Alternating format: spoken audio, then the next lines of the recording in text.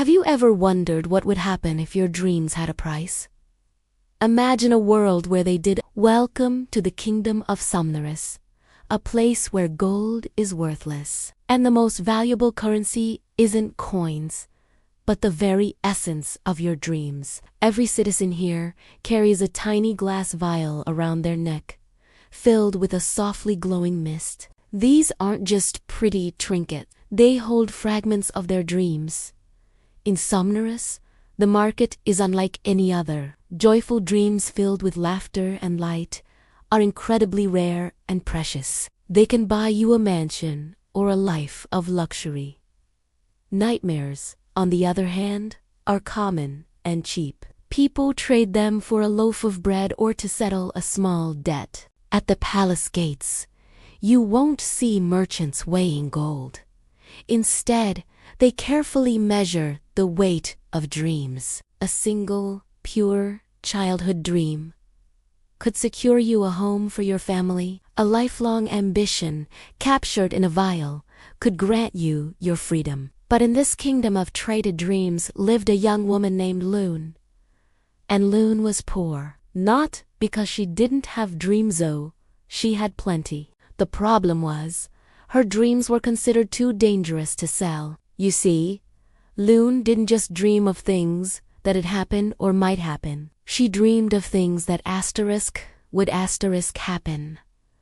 She saw visions of the future. She witnessed devastating floods long before the first raindrop fell. She smelled the smoke of fires before any spark was lit. In one terrifying dream, she saw her own king, bleeding out on the cold marble floor, long before an assassin's blade was ever drawn. The dream collectors, the officials who ran the market, called her visions unstable. They refused to buy them, labeling them a threat to the entire economy. After all, if the future could be known, what value would hope or ambition hold? So, Lune was forced to survive by selling the one thing she could, her own sleep. She would stay awake, night after night, while others drifted off to dream, so she could collect the faint, discarded wisps of their slumber just to get by. One moonless night, her life changed forever. Soldiers stormed her humble room and dragged her away to the palace. The king was dying. His once overflowing treasury of dreams was now completely empty. He had spent every last drop of joy and hope. His people, desperate to survive, had sold everything. Their happy memories, their aspirations, even their sense of self. The kingdom of Somnorous was incredibly wealthy on paper, but in reality, it was completely hollow, a shell of what it once was. "Give me your dreams," the dying king demanded, his voice weak but filled with greed. He had heard of Lune's powerful visions and believed they were his last chance. Lune clutched the vial at her neck, the container of her terrifying prophecies. She shook her head, her voice trembling. "I can't. If I give them away, they will all happen."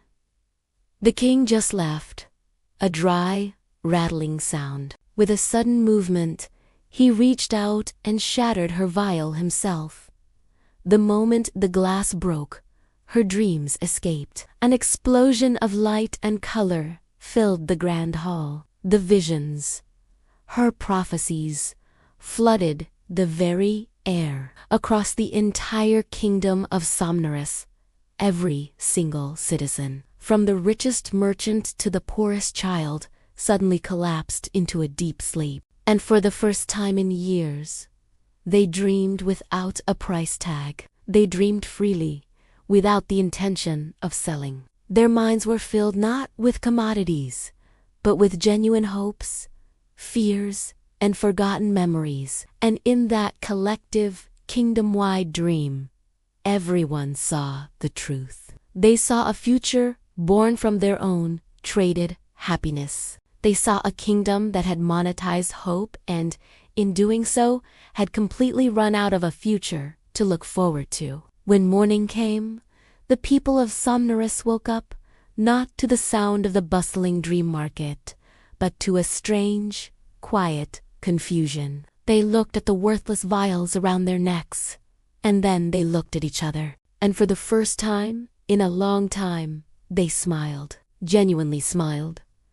The dream market had collapsed overnight. No one wanted to trade a piece of their soul for bread anymore. Loon walked through the streets, watching as her kingdom was reborn. Somnorous never used dreams as currency again. They learned a valuable lesson that day.